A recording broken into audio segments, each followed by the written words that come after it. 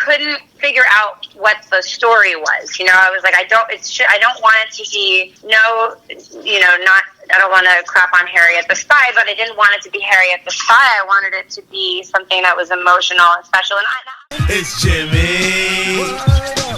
This is Jen, yeah? Yeah, speaking. Great, hi. How are you holding up through all the madness, in a sense? I feel like this is like, I'm a Jew. I don't use the word blessed very frequently or easily, but, I have a television show that just came out, which enabled me to buy a house and get out of my, shitty post-divorce apartment where I had cottage cheese ceilings and, like carpet from 1996, and... because of that, I sort of feel like, I really mean this, I feel really blessed.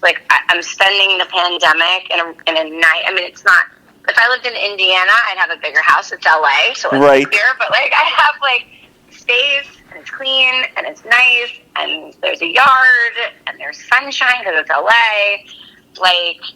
I'm just so acutely aware of how hard it is for everybody else that I'm been very, very, very grateful to be where I'm at in my life while going through this. How are you doing? That's fantastic. I actually decided to kind of split from LA and go back home with my family in Chicago. So. Oh, that's nice. Yeah. I did tell people if I didn't have a custody situation, I would have gotten in the car. And my family has a little salt box house in the foothills of the Berkshires where they're all holed up right now. Mm-hmm. And it's not a lot of space, but there's 4 of them, and they're kind of cramped in there, but they're really enjoying the family time. And obviously I have a kid half the time, so I do get to see one other human. Mm-hmm. But yeah, I would have done the same thing if I didn't have to do the custody thing. Just drive across the country and get away, right? Yeah, get away from LA and be with your people, Totally. What we all want right now is to be with our people. No, for me, it's I try to get away every 4 months or so, just come back, see my family and friends out here. Just literally, it's like a clarity, a kind of a mind, reboot and reset in a lot of ways. Then, because, LA can be draining with the people and the industry and everything. Oh, yeah. Where do you live here? Studio City. Oh, well, yeah. You're in a good neighborhood and stuff, but absolutely. Mm-hmm. This business is toxic. And, you make your peace with, you're doing this because, it goes back to the show, right? Mm-hmm. You're doing this because you have a platform to make a little difference in the world that has an actual reach and say something. But every day you have to wake up and decide that you're still doing that despite how awful this business can be. No question. That's so true. It's like the necessary evil in a lot of ways. Totally. Navigating through all the BS and crap to get to the point where, your passion, getting through to what you wanted to set out for and originally. Interested to ask you, actually, how do you think now with you having a show out, too, and that's the medium we can consume it, because, we can't go to movie theaters or anything, we glad that we have shows like this. How do you foresee maybe, have you thought about how this industry might change post this lockdown and everything? Absolutely. One of the things I've been thinking a lot about, which, again, nothing to do with the show, really, mm-hmm. but just about the business in general, I have been thinking about how they will resume production and when they will resume production and how to do that safely. Right. And one of the things that I've been thinking a lot about is how I would bet that what you're going to start to see are a lot of these sort of intimate, smaller shows that only star 2 to 5 people in just a few locations that they can probably try to quarantine and keep safe. And mm-hmm. I'm really interested to see what kind of art comes out of this. There was a great, there was I thought Saturday Night Live was a really interesting experiment this week. I thought Saturday Night Seder was a really interesting experiment this week.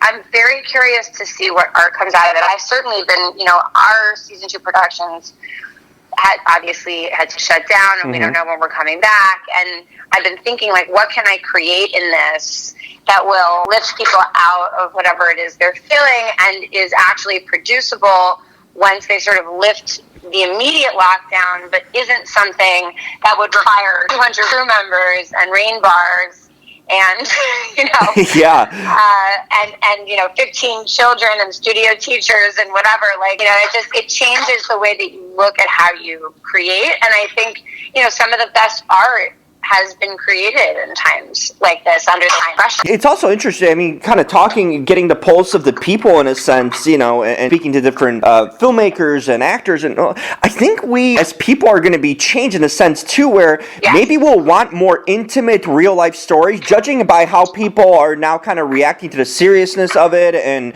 kind of life finally became a reflection in perspective. I think it came to a lot of people in a sense where, you know, sometimes you just take stuff for granted. I think maybe now stories of more kind of family-oriented stories that matter and mean something, or you know, that kind of upbring you instead of maybe the explosions. You know, I kind of feel we almost got to like a Marvel overdose and some of that superhero stuff, and now maybe like stories that resonate and mean something will actually be a lot more digestible and wanted too. I think that's incredibly apt, and I think you know, look, I think you even see it. Our shows, from what I know, is very simple for Apple, and I think part of that's the quarantine, and people are, you know, they're locked down with their families. They need something to watch with their families that they can feel good about, and opens up important conversations and difficult conversations with their kids, all of that. But I do think that one of the reasons that it's hitting a spot for people is that it does take things seriously. It isn't just fluff. It deals with serious issues. And you look at what came out of 9/11, you know, 2024, one of the best shows that was ever on network television, was what came right after 9/11, because it was entertaining, incredibly entertaining, really well written, but also really took all of that stuff incredibly seriously, and people wanted to know what that looked like behind the scenes. So, yeah, I think my guess is there will be a total dichotomy of really serious shit that like has shades of the pandemic and everything we're going through, and then really light stuff that's like, you know, two people in a room, you know, being incredible characters. Like, I'm super curious to see like what the Mike Shores of the world are going to do out of this, you know? No question. You know, I just think this is such a monumental change in just like not only the industry but in the world too. Maybe some good can come out of it. You know, maybe we can start respecting really good actors and not Instagram stars and YouTubers, you know, kind of getting the shine and you know, yeah, maybe we can go back to the basics in a lot of ways too, of acknowledging people with actual, you know, real talent and storytelling, not just everyone kind of potentially becoming a sensation for really doing nothing too. I hope that comes out. Your mouth to God's ears. I mean, that's been a phenomenon through you know, it's actually vaguely terrified me, obviously, over time, because I've been like, Jesus, is anybody even going to ever care about television again with the way these kids are devouring YouTube and making stars out of people who, from what I can tell, don't really do much at all. Right. You know, on the other hand, I do think we're in an age where entertainment is incredibly segmented, and if that is what one person wants, then that doesn't mean that's what everybody wants. So, you know, I'm hopeful, and I do think that like it's like you asked the question that sort of kicks us off is like, how do you see the business changing?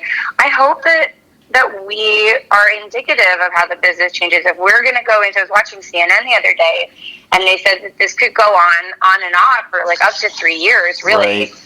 You know, and that means that people are going to need things to watch together, just like they used to do when they went to the Marvel movies. And, you know, I hope that our show is indicative of something that becomes a trend, something that is 4 quadrants, that can all different levels. You know, certainly from the tweets that I've been getting in response to the show, it feels like all ages, all genders, families, you know, genre lovers, like the fandom, like online, you know, just 10 days in, seems so incredibly diverse, and I feel really proud about that. You know, I just in general, Apple TV's been producing some great content. Maybe they don't have the head start that Netflix and Hulu's had of getting programmed, but from their original content, it's really diverse and just different genres. And your show is just right up the alley of something that's different in a sense, and it's just not a row of the same kind of show or genre too. I just think they're really smartly selective on the kind of content they've been able to include in their original programming. I totally agree, and I think that one of the things that's so unique about I've worked with with a bunch of the streamers, and one of the things that has been incredibly unique about Apple, and I think has helped them, is that they're so unbelievably artist friendly. I mean, they supported our vision from the second we walked into that room, and basically we want to do what you want to do, and they gave us the true creative freedom, which is not something I've experienced before. And I think that it shows in the quality of what they've released. No question. They've, I haven't watched all their shows, but I've watched a lot of them, and I've been incredibly impressed. Yeah, no, I'm a fan for your show in particular. Here's one thing about it. I'm like, here I went to journalism school and all that. This story blew me away. In a sense, like, you have a 9-year-old kid who is so immersed and interested, not only because of our father and stuff, but just in this world where I feel like journalism as a whole has really lost its luster in a sense. People are just so, in a sense, censoring. Journalists censor themselves. They don't ask the tough questions. Like, I even see that, hell, I do entertainment journalism. That's nothing really that, important or, like, groundbreaker in a sense. But people I think it is, but okay. But, in a lot of ways, like, what you compare it to, like, real life issues in a sense, this is kind of just more fun. That's why I got into it, because I feel like I didn't want to cover depressing stories every day of murders and deaths, which is a lot of the real news. But the entertainment journalism, like, you even see on red carpets, like, people just don't want to ask stories or don't want to get to know the people they're interviewing, and I feel that's been kind of a lost thing. And here you see, like, a 9-year-old just asking questions, being so curious, and it really kind of invigorated me and made me kind of think about the industry. I'm like... No, sorry, go ahead. No, I just wanted to finish saying that, like, why certain journalists, either they become lazy or bored, they don't have that curiosity. Like, for me, I'm just always, whenever I do an interview, I'm just curious about the person, the story, and, like, I want to know, because I want to know, and I want to also ask questions that people at home, if I was, like, someone listening to the interview, what I would want to ask, and totally. Want to know that you can get, because you can Google so many things these days, but I want to know opinions of these people I talk to, and thoughts, and all these things, and I felt like this story and this character really kind of elaborate that we lack in this industry. Here's a 9-year-old asking questions, being curious, and taking after her father, who kind of has done it and maybe is a veteran of the industry. My question, I guess, would be, how did you kind of view the journalism industry, and after hearing about this story, and how did you come across this story to begin with? Sure. Well, so I actually really admire what you do. I was a journalist for 5 minutes. I ran the arts department at the arts section at the Tufts Daily, and I wrote for several Boston newspapers, and then ended up those small ones, and then I ended up at Entertainment Weekly for a year right after graduation. Oh, wow. And I really love the people over there, and truly learned to appreciate what good journalism is. I mean, Time Inc. One of the things I did when I was at Time Inc. was a lot of fact checking, and they're so specific about the way that they fact check. They really take that shit seriously. Mm-hmm.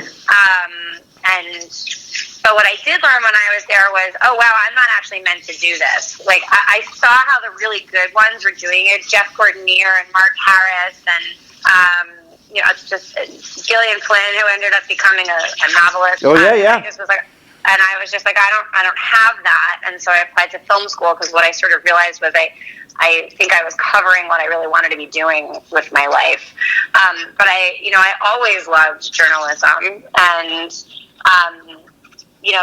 a friend of mine, and the thing that you're sensing in the show, which is, it sort of reinvigorated your love for journalism and your respect for journalism, is exactly what we fell in love with in the story. My daughter and Joy Gorman, who's one of the producers, our daughters were really close friends in preschool, and Joy had landed the life rights to Hildy, and I had actually gone down a major Hildy rabbit hole at that point when the story came out, and was obsessed with her. I thought she was so brave and able to do things that, like, even grown-ups, don't have the courage, like, totally, to do. And but I couldn't figure out what the story was. I was like, I don't want it to be I don't want to crap on Harriet the Spy, but I didn't want it to be Harriet the Spy. I wanted it to be something that was emotional, especially after all the shows that I've done, Daredevil and I Love Dick and Shooter and Cat, like, I like to live in like adult darkness to an extent, but what I realize is my child does that too. You know, my child will. We don't give enough credence to our children's difficult experiences in the world. You know, my kid knows what darkness is. She comes home from school and says, "Mommy, you'd be so proud of me. I stayed so quiet during the active shooter drill today." You know, so even she's 8 years old. So one of the things that really drew me to this was once we got to know Hildy and her father, the thing that ultimately became the emotional center of the story was that Matt was her dad's name was is Matt. Same, you know, all the same names, and he used to be a reporter for the Daily News, and had really grown disillusioned with the business, just as you were talking about, and ended up, you know, he just felt like he was covering these huge stories like Trayvon Martin and Newtown, and was feeling like there was so much clickbait, and no one was taking journalism seriously anymore. And, you know, this thing that he had loved had become something that he didn't love anymore, and so he moved his wife, his 4 girls, back to Pennsylvania, to a little town that was very close to where he grew up, and he was supposed to be writing and he couldn't. And Hildy, who had always been obsessed with her father's work, he had taken her, instead of, you know, one day they would be on their way to the Bronx Zoo, and he'd say, "I just got a call to cover a homicide," and she'd go, "Let's go, Dad." So, you know, she had always loved what he did. She was the only one of the 4 girls that was obsessed in that way. When they got to Selinsgrove, Pennsylvania, she started riding her bike alone around Selinsgrove, Pennsylvania, and within a few weeks of doing that, this murder took place on her street, and she scooped a local paper, and obviously it went viral from there, and it only invigorated her, and the more she reported on these simple stories, you know, busting a drug ring at her school, figuring out who the town thieves were, you know, reporting on the murder, her father woke up. Her father went from not being able to write to remembering what it was loved about the profession to start with. And, you know, her journalism in a lot of ways brought the family together again. It was a family that had felt broken, and you know, the whole family got in on a gig. And, you know, now they live in Patagonia, Arizona. Like, they moved. She caused so much trouble. They had to move. And, you know, and she still does that. The kids are homeschooled. She gets on her bike. She's causing trouble all over Arizona. And Matt's always laughing. They're going to have to move again. But, you know, I just thought it was so beautiful, the idea of a child loving the thing that you loved on such a pure level that it wakes you up again. And so we constructed the mythology of the series and a sort of binge-worthy. I had been in 3 years of streaming television, and was really fascinated by binge culture, especially as someone who had gotten divorced and in lieu of sleeping next to a human, was sleeping next to my laptop, and was sort of fascinated by what my own brain was doing, narratively speaking, when I was watching some of these shows, and I didn't want to turn off it would be like 2 a.m, and I'd be like, okay, I'm going to turn my laptop off now, and then I was like, I have to watch the next episode. And, you know, I really, you know, and Daredevil, I'm really proud of the work we did on season 3 of Daredevil. I think that we, you know, created a really binge-worthy show there, and I learned so much about how to do that. I thought, okay, how do we construct something with the right kind of mythology that is both emotionally true to what Matt and Hildy went through, but is also binge-worthy for an audience. And given the responses I've been getting on Twitter, about like, oh my God, I was going to turn this off, and I finished it in like 2 days. That's been like that, and the fact that my daughter's in love with the show have been the two biggest rewards for me. That's a really good thumbs up in that case, you know, on both of them. And let me tell you, she's an honest kid. She literally looked at me after watching the first season, the Fridays that it came out. She goes, "Mom, no offense, I didn't expect I was going to like it this much." And then she proceeded to binge it through a second time. Fantastic. So, it was very cool. You know, I wanted to ask you about nailing the chemistry between the father and daughter was essential. I'm guessing the cast, you had to get a right mix, and I feel Jim and Brooklyn are just terrific fits here. How did you go about that? Because without them, this is a different movie in a lot of ways. If you cast 2 different actors or they didn't have the chemistry that they did, you know, this could totally change the dynamic. 100%. I mean, you know, I don't even know. I'm so blessed to have we're so blessed to have gotten Brooklyn because, I think it's a well-written show, but I think Brooklyn is the key ingredient that makes the whole thing work. I mean, in the hands of another kid, it's like an annoying, cloying show that, I would not want to watch with my child, which was the whole point of doing this, was to create something I would want to watch with my kid. So Brooklyn was a key ingredient. Joy Gorman had seen her in the Florida Project, which I have to sadly admit I didn't see in theaters, but watched because Joy was like, this is the girl, this is the girl. And then we had to convince her parents that television was a good idea because, they knew that television was not a movie commitment. This is, it's a long commitment. And I think they were really reluctant, but they fell in love with the material. We auditioned her she was in Florida with her, auditioning with her dad, which was so fun.